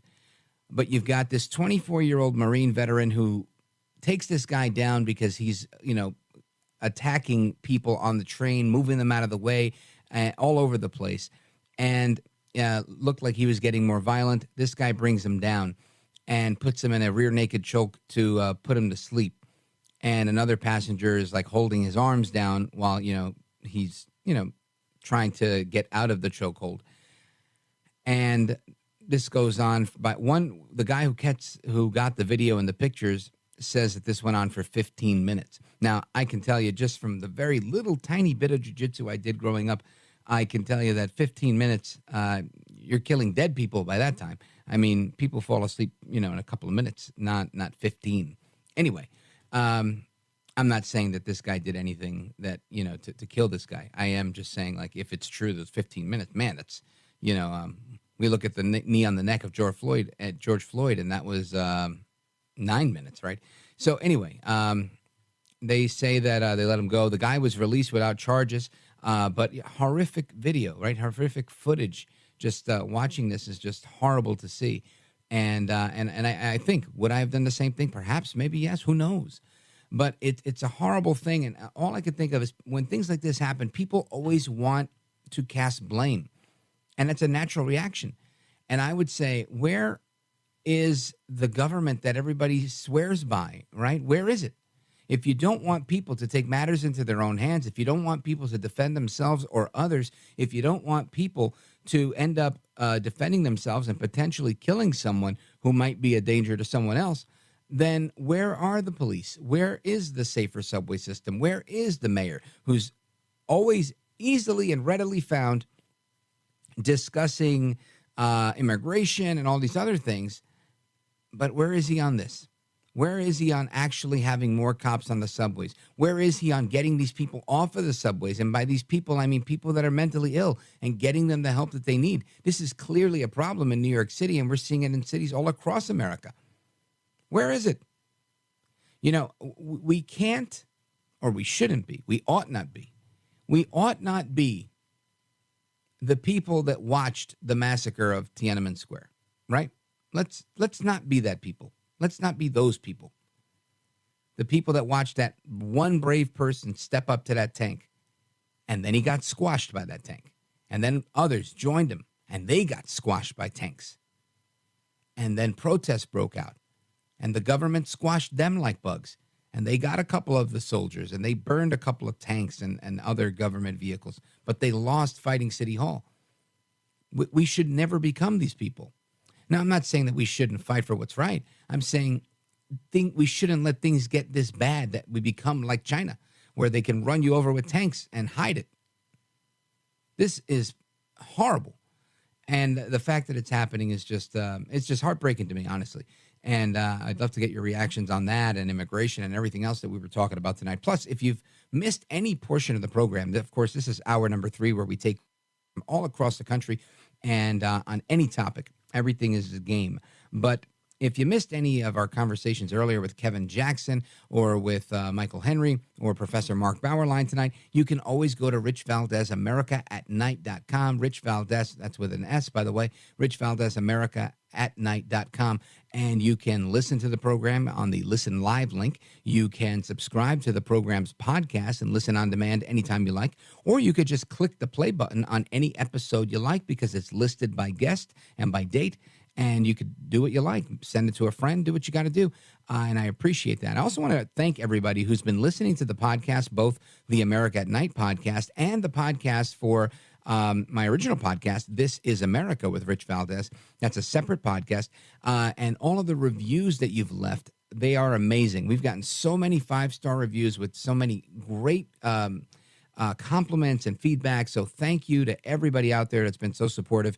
I did just post some of those as an Instagram story. There's probably about 30 or 40 reviews that came in, and they're on my Instagram story at Rich Valdez with an S if you want to take a look at those, and you could follow me on Instagram as well. Anyway, I want to get to the phones. Let's go to Alan in Ravenna, Ohio, WNIR. Alan, welcome. You're on with Rich Valdez. Go right ahead. Evening or morning, Rich. Both. Again, this is station. Listening to you on the radio is amazing. You have an amazing crew. Thank you. Answering the phones for you. We do. That's Count Delacula, by the way, on the phones. Yeah. He's terrific. But I was trying to get a hold of. Ask Michael. Sorry, Michael. Yeah, Michael Henry. Sure. With the flow of immigrants coming up, and there's so many in Texas and Florida, and Governor Abbott, he's sending some out, and like Chicago, New York, they're only seeing like a tenth of the flow that they, and Mayor Lori Lightfoot was just on the news begging Governor Greg Abbott to stop sending people to their sanctuary city, right? Sanctuary, in quotes, because they were full. They couldn't take anymore. Their hospitals were full. They're just had too many people in the city. Yeah, it's overwhelming. Is that something really, though, that could bring awareness if that kept happening? Could it bring awareness I think people? You're right. I think it does bring awareness. I think she making those announcements. You've got the mayor of New York City, Eric Adams, who I like to call Elite Eric Adams. Elite Eric Adams is constantly saying they've got to stop sending people here. And then in the same breath, he'll criticize Biden in many ways, saying, well, the federal government has to step up because he doesn't ever want to turn his back on the immigrant, the downtrodden, because that's how he feels the media will skewer him if he takes that approach. Lori Lightfoot has taken a harder approach, saying, look, no, stop sending them here. And, of course, she was voted out. Not because of that. I'm not making that correlation. But I'm just saying politicians are very fickle people that are very afraid of criticism. And they don't want to ever have that bad, to be cast in that bad light. So, yeah, I think it's important that we keep banging the drum for liberty and freedom and a safe border whenever we can. And at the same time, holding these elected officials accountable to what they were there to do, to keep the city safe. And, instead of complaining, why don't you just do your job, work with federal authorities to get them. I haven't ever heard Lori Lightfoot say, hey, look, I stand with federal authorities that want to come here and get these people out and relocate them to where they need to be, whether it's a federal facility or wherever. She's not talking about anybody getting deported or any type of support for the rule of law. No, she just wants to make sure that, it's not ending up in her city. Same thing like Eric Adams. And the reality is you can't have it both ways. You just really can't. You have to stand for law and order or stand for the bedlam. I don't think there's an in-between or a gray area when it comes to this stuff. Maybe I'm wrong. You let me know if I am. 833-4-VALDEZ. Alan, thanks for the call. I appreciate your kind words. We're going to get to the rest of your calls and more straight ahead. 833-482-5337. This is America at Night with Rich Valdez. Call now, 833-4-VALDEZ. That's 833-482-5337. 833-4-VALDEZ. That's Valdez with an S.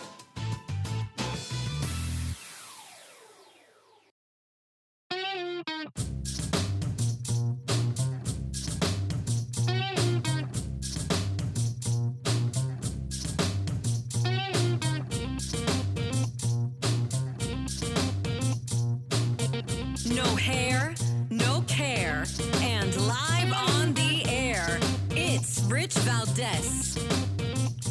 All right, America, welcome back. And earlier, comedian, former Fox News commentator Kevin Jackson was on the program. Here's a little bit from our exchange. They had 4 blacks, including Kamala Harris. They had 4 black people. They didn't pick one of them. They had a young Latino dude. They didn't pick him. They had 3, 4 women that ran. They didn't pick any of those. And who did they finally settle on? They settled on the old pathological liar who can't remember where he left his Depends. That's Kevin Jackson. I think he's pretty funny. And he was on with us earlier. If you missed any portion of that, check it out at Rich Valdez, AmericaAtNight.com. And in that exchange, we're talking about what happened when Joe Biden was eventually picked as the nominee for president of the United States. And he was saying how, there were so many options of people of color that the Democrats could have picked, and they chose to pick the old white guy who couldn't find his Depends. That was our conversation with Kevin Jackson. And to the phones we go. Let's go to Jerome in Charleston, South Carolina, WTMA. Jerome, welcome. Hey, Rich, you said Kevin Jackson used to work for Fox. Did he get fired too? Oh, he did. There seemed to be quite a few Fox. He did. He got fired. Just let me fill you in. He got fired because he said that the women that accused Brett Kavanaugh were lying skanks. And they didn't like that comment, so they let him go. Yeah, they don't like women at Fox, do they? Huh? Sexual harassment, harassing your producer. They don't like women too much at Fox, do they? I don't know. It seemed like they were trying to defend women there, and they didn't like his joke about women. Who would like a joke? That's not funny, man. That's a fireable offense there. Calling women something like that. I mean, hey, I'm sure he has women in his family. Does he call them them kind of names? Does he do that? Listen, I can't talk for him and what he does. But if you were asking me that, I would say, I'd either pull out a line from Trump's playbook and say, only Rosie O'Donnell. Or I would say, I only call the women in my family that accuse Brett Kavanaugh. Those are the only ones I call lying skanks. But it looks like you're not a fan of Kevin Jackson, huh? No, he's a bum. Hey, but you know what Trump's line would be? I like to grab him by the you-know-what. Oh. And when you're a celebrity, they let you get away with it. He's one of my heroes, Trump. Love that guy. Thank you, Jerome. I appreciate your call. And I don't think Trump told any lies in that statement, by the way. I think he told it like it was. And I think that's part of why he got elected, truth be told. Let us continue the conversation. Let's go to Jan in Chicago on WKAN. Jan, welcome. You're on with Rich Valdez. Go right ahead. It sounded like you said some bad words that aren't approved by the FCC. But thank you, Jan. Thank you. I only heard a few of those words. And I'm guessing if you're in Radioland, you didn't get to hear that because we're on a delay and that got erased. But Jan, if that is his name, he said that I was, I think he said I was a doped up something sucker and something else. And none of it really seemed to fit. Jan, this is what you do with your night. I spend 3 hours on the radio, which I happen to love. I adore speaking with this audience. But Jan spent, 40 minutes on hold for 10 seconds of insulting me that never even made it on the air. So, nice try, pal. Anyway, let us continue with Todd in Atlanta, WGKA. Todd, go right ahead. You're on with Rich Valdez. Hey, thank you, Rich. Just want to say I really love your show. You have great guests, and you let them go deep, and I learn so much every time I listen. So thank you for that. Oh, thank you. I really appreciate that. Sure. Yeah. And, your guest talking about education, I'm reminded that 2019 was the centennial of the Communist Party in America, and they gave us critical race theory, which in and of itself is institutionalized bigotry. And they also gave us the 1619 Project. So I think they're fulfilling, Lenin and Hitler's words, give me your children and I'll own their future. And it's disgusting what they're doing to their minds, poisoning them about our country. And look at what they're trying to do to their bodies with all this transgender insanity. So It is just so disgusting. And we have such a great history, so much beauty, so many stories, so much providence. It's like you can see the hand of God in American history. And I think it's just, I agree with you. Part of their plan.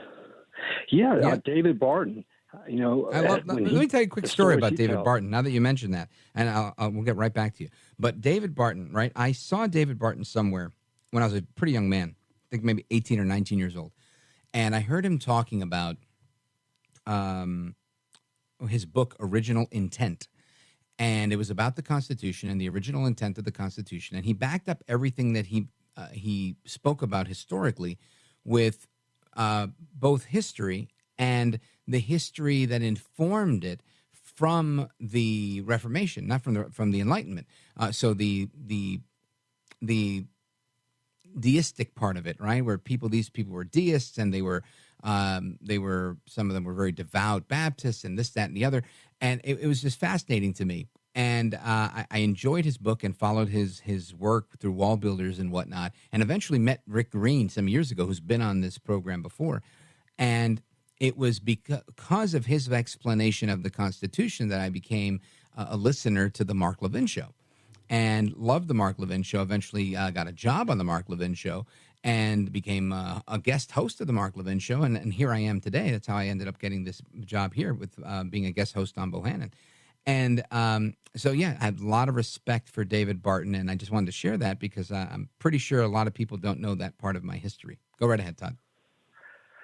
Well, iron sharpens iron, right? So yeah, amen to that, brother. You're doing such a great job, yeah. But and like you say, it's part of erasing the Judeo-Christian heritage of not only America but the West, the way they don't want to teach American or Western civilization. And it is such a betrayal.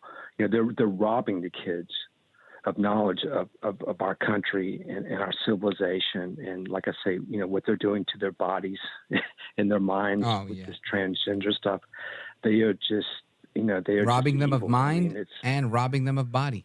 Yeah, you're right. It is evil. And thank you, Todd. I'm going to let you go just because the music's about to kick in and they're going to kick us out of here. But I thank you for your thoughtfulness and for your compliments. I appreciate it. Call back anytime.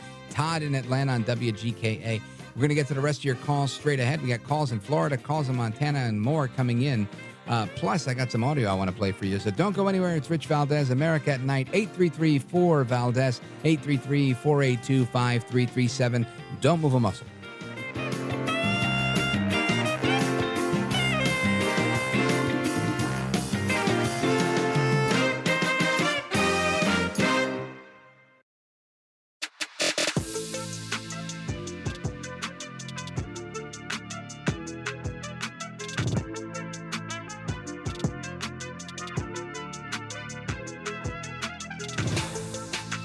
Call now, 833-4-VALDEZ. That's 833-482-5337.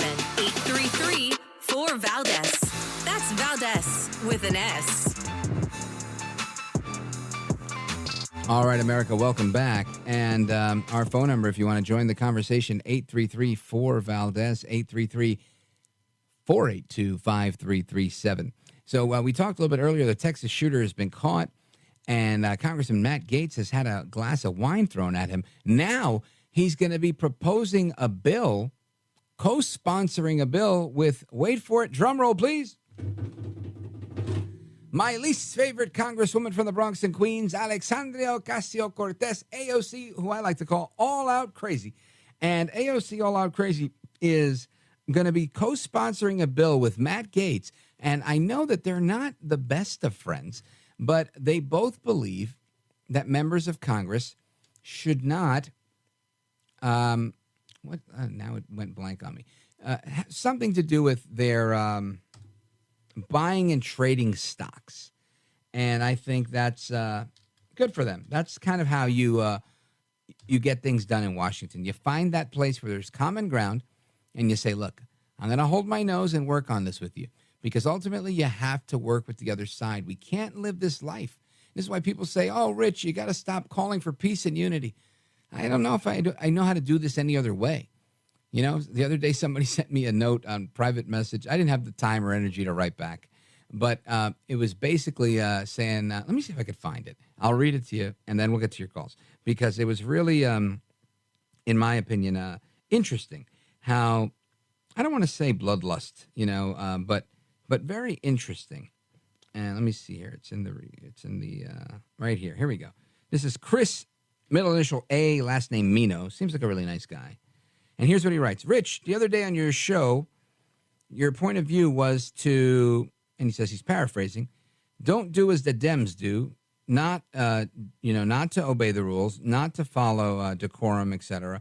And he says Republicans should not stoop down to their level, which I don't think I said, but that's what he understood from what I said. And he says he totally disagrees, and he puts that all caps.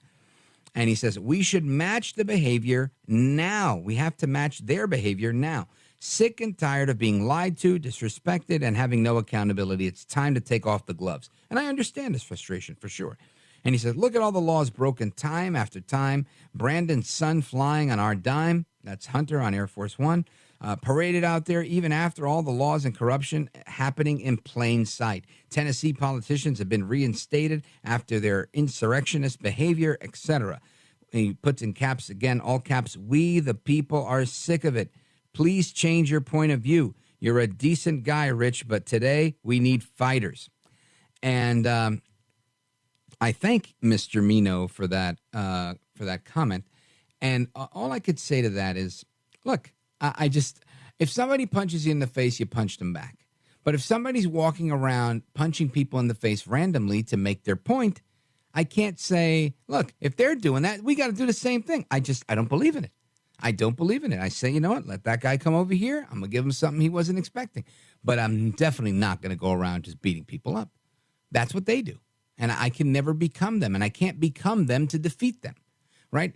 Because good is good and evil's evil. And I can't become evil to say that I'm good. It just, how does that work? Oh, in order for me to defeat evil, I've got to become evil. No. And I think, we had a guest the other day that made that point really well.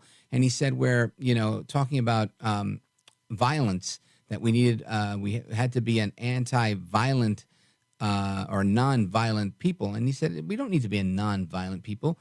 We needed to be people that defend ourselves when we have to be defended, but non-aggression, right? I think the term he used was a non-aggressive people or a non-attacking people. And in effect, he was saying, don't go after people. We're not going to use violence to attack people. But if somebody's violently attacking you, you're going to violently defend yourself. And that makes all the sense in the world to me. And I get it. I get that people want people that are getting out in front of things, and people want people to be the tip of the spear and to lead from the front, not from the back. I get all of that. I really do.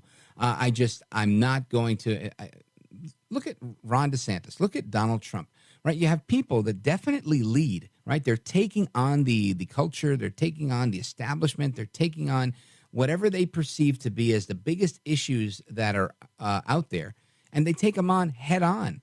But they're not using the government to go after people. Right. And even though there's some criticism of that, of DeSantis saying he's using his position as governor with the Reedy Creek thing, but they're not putting anybody in jail. Right. They're not going after the family members of people, trying to destroy and eliminate their livelihoods. That's not the case. Trump doesn't do that. He goes out there and he's brash and he's unapologetic and he makes his case for things. And I think that is what we have to do as a people. We have to be brash and unapologetic and make our case, but it doesn't mean we have to become the other side. So anyway, I welcome those comments and yours as well. 833-4-VALDEZ. Let's go to David, Bradenton, Florida, WWTK. David, welcome. You're on with Rich Valdez. Go right ahead. Well, good evening. This is my first time calling your show. And basically, I'm a concerned American, number one. I happen to be a certified paralegal. I graduated close to 6 years ago. And basically, I've been investigating the Constitution a little bit, trying to help solve the dilemma that is facing the United States today. And what no one is talking about is... What is that dilemma, sir? These leaders are violating their oath of office daily. Is that the dilemma you're talking about? Hold it now. Yes, they're not Is that the honoring dilemma? the Constitution. Stop talking. Is the dilemma that you're citing the fact that they're not upholding their oath of office? Yes or no? Yes. Continue. Well, Congress representatives have a duty to impeach the president when he is derelict in his honoring his oath of office. They are to impeach him. And Biden has demonstrated on multiple occasions, number one, when he stopped the wall from continuing to be built. He does not have authority to violate a decision made by the previous Congress, number one. Number two, he told border agents not to detain illegal people crossing the border. That's an oath of office violation by him and a violation of their oath of office by the border agents. Now, when people don't affirm their oath of office, they are to be removed, number one, indicted, number two, and then prosecuted. Now, that's not being done in the United States today, but there is hope. You know what the hope is? Waiting for it. The grand jury is convening in Florida, and it's going to investigate this exact subject I'm talking to you about. Wonderful. Anything else you want to add? If there could be people to talk more about oath of office violation by their governors who are permitting illegals to remain in their states, that's a good thing, because the Constitution is the supreme law of the United States. And when governors overthrow the Constitution, they're actually committing an act of treason against the Constitution and against the people they represent. Now, who would you get to prosecute acts of treason against a president if you can't even get members of Congress to do their job to impeach a president? You have the grand jury in Florida that's convening right now today. All right, so here's what I'll do. I'll make a deal with you. Once your grand jury is convened, you give me a call back and you let me know what the outcome of this grand jury was, and we'll take it from there. I'm going to bet whatever you'd like to bet, that zero is going to come out of this, because ultimately an oath of office, lamentably, is like the it's kind of like this expectation that we all have, that when I walk out on the street tomorrow, that people are going to do the right thing. While I hope and expect that they're going to do the right thing, there is this thing called evil in the world, and it's real. And there's a possibility that just like when you stop at a stop sign, the guy next to you stops at the stop sign, but the third guy wants to do the rolling stop and kind of go through, maybe cause an accident, maybe not. There's always going to be people, right? It's kind of like the gun control debate that they constantly make, saying we need more laws for guns. We don't need more laws for guns. We don't need more laws for crooked politicians. There's enough laws for that. What we need are good, honest people. And clearly we're in a deficit of good, honest people. So I don't think there's a grand jury in the world that's going to produce good, honest people. Hopefully it'll hold accountable the ones that are being dishonest. But in the 247 years of our nation's history, I've yet to see any of that stuff actually happen, right? It just hasn't happened. I don't think today's going to be the first for it. If anything, we're seeing it go backwards with the pseudo fake phony fraud prosecution of Donald Trump. Making that to be the case, like as if they're holier than thou, saying we're finally holding the man accountable, right? We're finally holding our politicians accountable. Nobody's above the law, right? That's the rhetoric that we hear. But yeah, that's my admonition to you, David, is please give me a call back once we've actually discovered what happens from this grand jury, if it comes back with an indictment. And once there's an indictment, let's see what happens. Let's see if they get a prosecution and anything happens. I doubt very much that's going to happen. There was a case similar to this brought by the brothers Brunson. Different legal theory, but similar in nature. And another nothing burger of a case. And I said that on the air, and I was right. And I think I'm right here as well. But you let me know if I'm right or wrong when the outcome occurs. Thanks for the call. More from all of you in Montana, Florida, Indiana, and everywhere else straight ahead. I'm Rich Valdez. This is America at Night with Rich Valdez. Call now, 833-4-VALDEZ. That's 833-482-5787. 5337 833 4Valdez. That's Valdez with an S.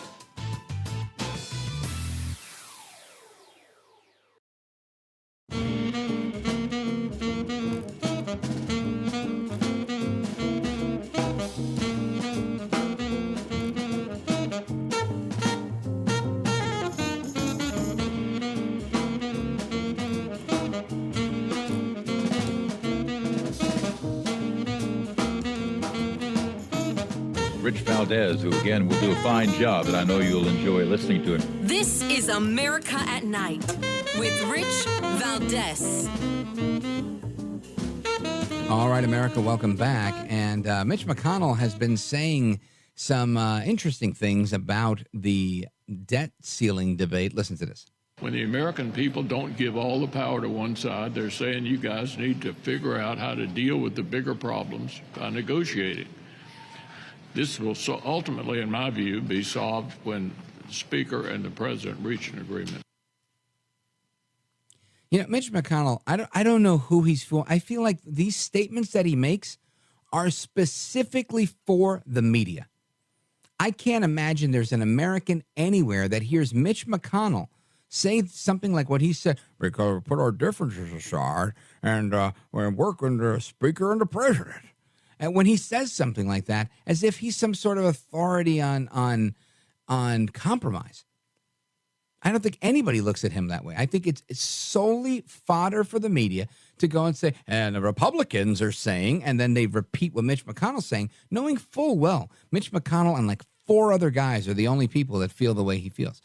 It's just so remarkable to me that he's even still around as a member of Congress. Blows me away. You know, I don't know. He leaves me speechless, and that's kind of difficult. Anyway, it's very disappointing, the experience I've had with Mitch McConnell. Let's go to John in Vero Beach, who wants to tell us about a disappointing experience of his own. John, on WTTB, go for it. Yes, Rich, it's a pleasure to listen to your show. I love your show, and I give a shout out to you, my late night amigo with a perfectly normal ego. Thank you. I'm sure there's some that'll disagree, but I'll take it. Anyway, John, tell us about your story with Walmart. Oh, yeah. I was waiting in line, and there was this lady in front of me who was checking out her goods with the cashier. Had two items, and the cashier goes to scan the two items they wouldn't scan. The cashier stands there staring off into space for 2 or 3, maybe 4 minutes. And the lady wow, that would drive me nuts. Right. And the cashier, instead of getting on the radio, what she could have done and called her supervisor, just stands there and says, "It won't scan, miss, won't scan." Starts shouting at the customer. And the customer walks 20 feet across over to the customer care center, gets the supervisor herself physically over to the register, and the supervisor gets the stuff scanned through. Unbelievable. You can't make this up. This is the kind of caliber of people we have graduating from our high schools. This is very sad. And this goes right to what we were talking about earlier with Professor Mark Bauerlein, where, he was saying that, we're robbing kids of the ability to understand history by taking away elements of our history that reinforce why we have a constitution and why we have our founding. And I think this is happening across the board. We're seeing a dumbing down of each generation. And I don't think that's normal. It's normal in America, but I don't think it's normal anywhere else, John. Yeah, I agree. Scary stuff. Now, I was in Florida this weekend. I didn't make my way to Vero Beach, although I do have a really good friend that I'm going to visit next time I go to Florida. So I will be in Vero Beach relatively soon, probably in the next few weeks. How was the weather for you this weekend? 85 and clear? Yeah, it was pretty good. As the first couple of days, we had a little bit of rain, just coming off a little bit of a rain spell. It was pretty good. And I just want to give a shout out to a wonderful full-bird retired colonel, Colonel Marty Zickert, who has dedicated his life to helping veterans and started a veterans center in the Indian River Mall to help veterans. Well, big salute to you, Colonel. We appreciate your service, and you as well, John. We appreciate you for shouting out the Colonel. Thanks for the call, and big shout out to everybody on WTTB. I appreciate your call, John, and your kind words like always. Anyway, more from you guys after this. This is America at Night with Rich Valdez.